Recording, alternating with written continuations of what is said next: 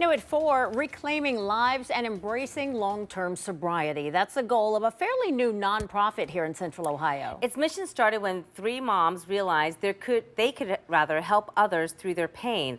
What they discovered was something quite unique and beautiful. My name is Jenna. I'm an addict in recovery. This is how it starts for people in recovery. But when they walk through OpenDoor Women's Recovery Alliance, each woman is teamed up with 5 volunteers who meet an hour every week for an entire year. There's that spot where they just leave treatment or they leave incarceration, and then what?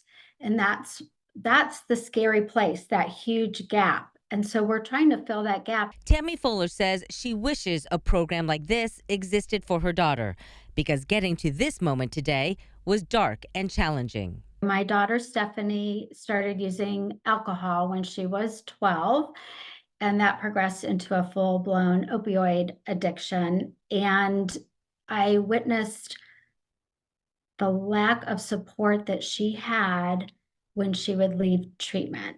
Tammy says in most of these photos, her daughter Stephanie was either drunk or high. Her story will be shared Saturday alongside Hillary Phelps, the sister of Olympic gold medalist Michael Phelps. Hillary is now a motivational speaker after 15 years of silence about her struggles. I reached out to her on LinkedIn and I introduced myself and I said, this is what we're doing here in Columbus, Ohio. I would love an opportunity to connect. And she said, great. In a way, creating OpenDoor gave Tammy some healing of her own. She and the other 2 co-founders were brought together by the pain caused from substance use disorder. Leslie Christoph's daughter Samantha says a life of addiction left her only 2 options, death or prison. She found a third door, out of darkness.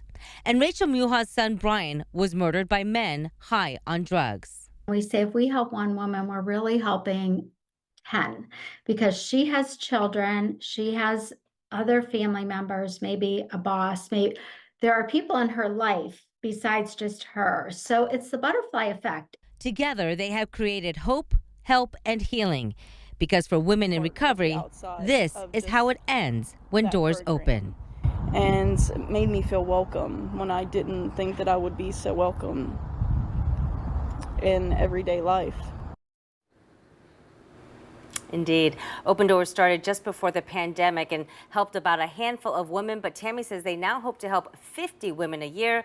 They can only do that, though, through volunteers willing to be part of that process. So that breakfast tomorrow is nearly sold out. Still a few seats left. You can contact Tammy directly through their website.